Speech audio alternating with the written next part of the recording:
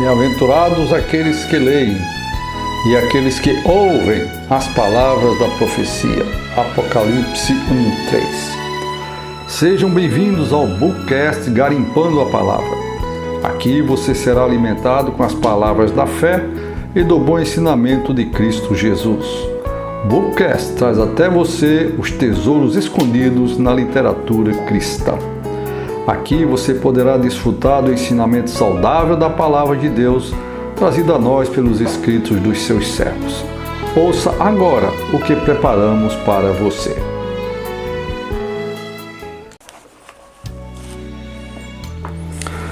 Olá, queridos! Estamos aqui para dar prosseguimento ao tema A Macrovisão da Bíblia. Falamos no episódio 2 sobre o plano de Deus para o homem. E dentro desse plano de Deus para o homem, nós temos a questão das duas árvores do jardim e temos a questão do rio da árvore da vida, da água da vida, desculpem. Nesse episódio nós vamos falar sobre o homem e as duas árvores, que corresponde ao capítulo 12 do livro A Economia de Deus, de Witness Lee. Vamos lá então à nossa leitura, o homem e as duas árvores. O plano eterno de Deus, a sua economia, é nos revelado através dos 66 livros da Bíblia. Bem no início das Escrituras, Deus é visto criando o homem como o centro de toda a criação, com o propósito de expressar a si mesmo.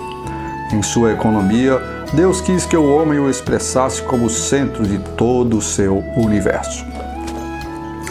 O homem neutro entre as duas árvores. No início da palavra de Deus, são-nos mostradas duas árvores, a árvore da vida e a árvore do conhecimento do bem e do mal.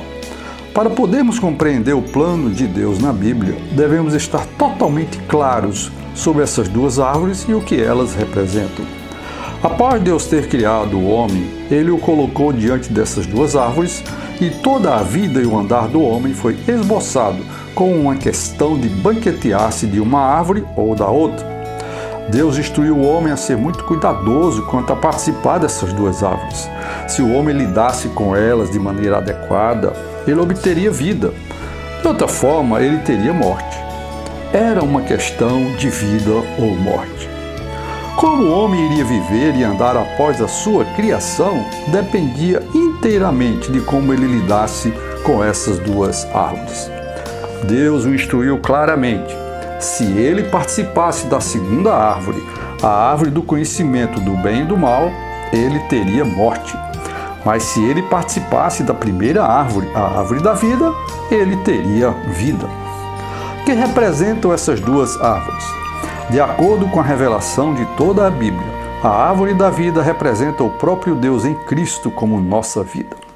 A árvore da vida é um símbolo da vida de Deus em Cristo.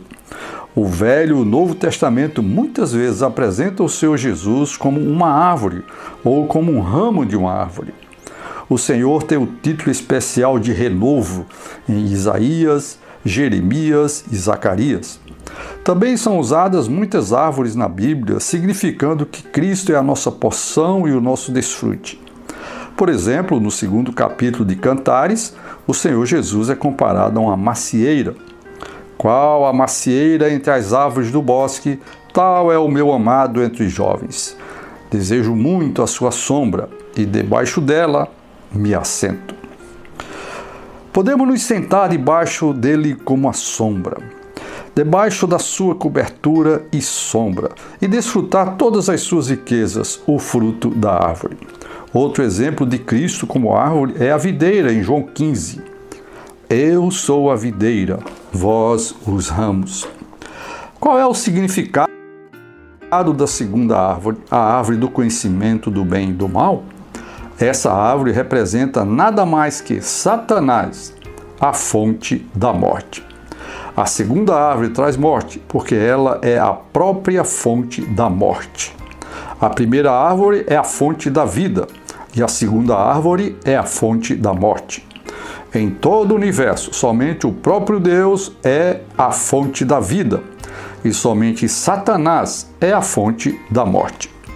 Um versículo mostrando que o próprio Deus é a própria fonte da vida é Salmo 36, 9.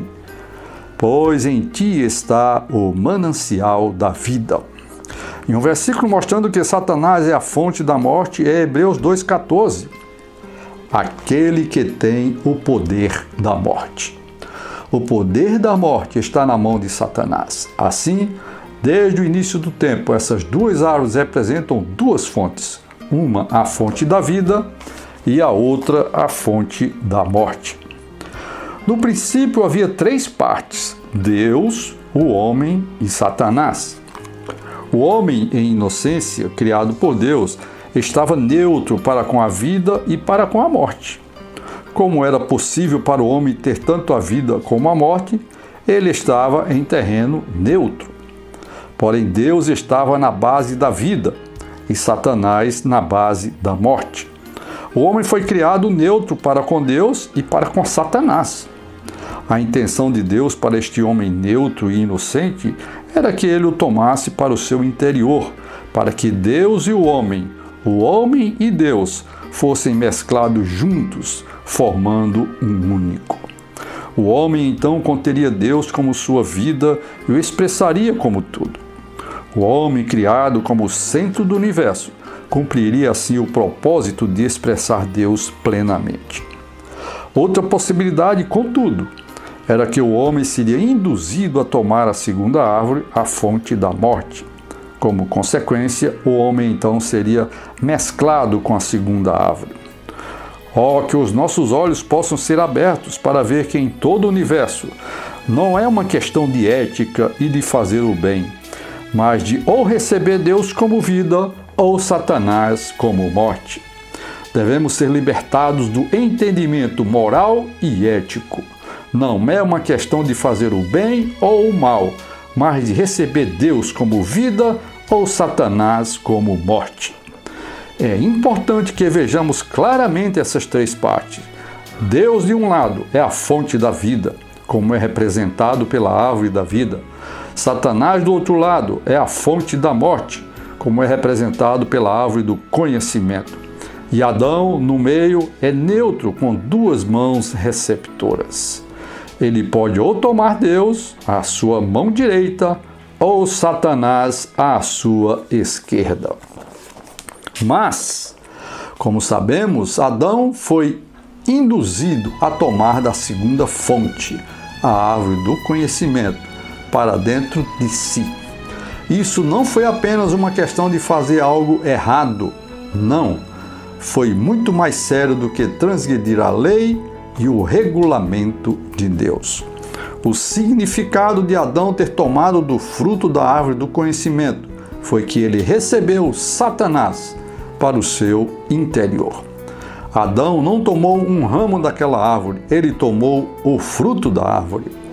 O fruto contém o poder reprodutor de vida. Por exemplo, quando o fruto do pessegueiro é plantado na terra, logo brotará outro pequeno pessegueiro. Adão foi a terra. Quando ele tomou o fruto da árvore do conhecimento para o seu interior como a terra, ele recebeu Satanás, que então cresceu nele. Oh, isso não é algo pequeno. Poucos cristãos perceberam a queda de Adão dessa forma. O fruto de Satanás foi semeado em Adão como uma semente no solo. Assim, Satanás cresceu em Adão e tornou-se uma parte dele. Embora Satanás, pela queda, tenha entrado no homem, ele foi tratado pelo Senhor, e agora, pela ressurreição, o Senhor está dentro de nós. De agora em diante, a nossa responsabilidade e ocupação não é tentar fazer alguma coisa boa. O bem só irá nos iludir e nos negar.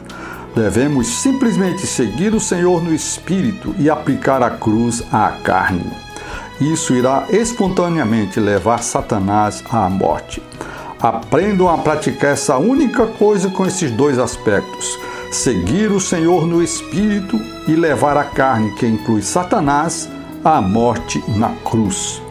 Então, qual será a consumação final e máxima? Simplesmente isto. Por um lado, haverá a Nova Jerusalém, e por outro o lago de fogo.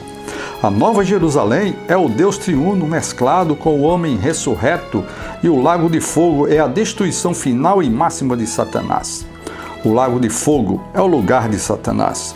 Tudo que não é relacionado ao Deus triuno e ao homem ressurreto será colocado dentro do lago de fogo com Satanás. Haverá somente uma única árvore na Nova Jerusalém, a árvore da vida.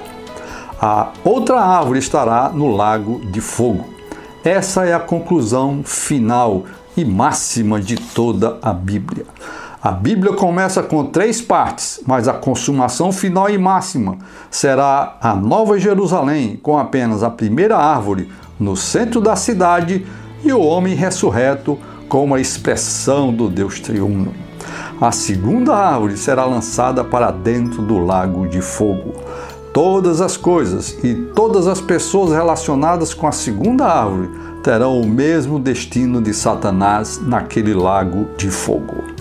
Concluindo, o significado desta figura para nós hoje é que a vida cristã normal não consiste em fazer o bem. A vida cristã normal é simplesmente tomar Cristo e viver por Cristo e levar a carne com Satanás à morte a todo momento. É seguir Cristo em nosso espírito e levar a nossa carne à morte. Então virá o dia quando Deus triuno e o homem ressurreto serão uma única expressão, a Nova Jerusalém, com a árvore da vida como seu centro.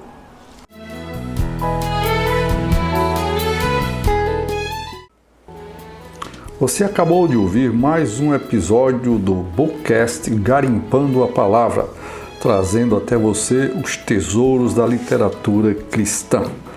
Nos vemos nos próximos episódios. Até lá!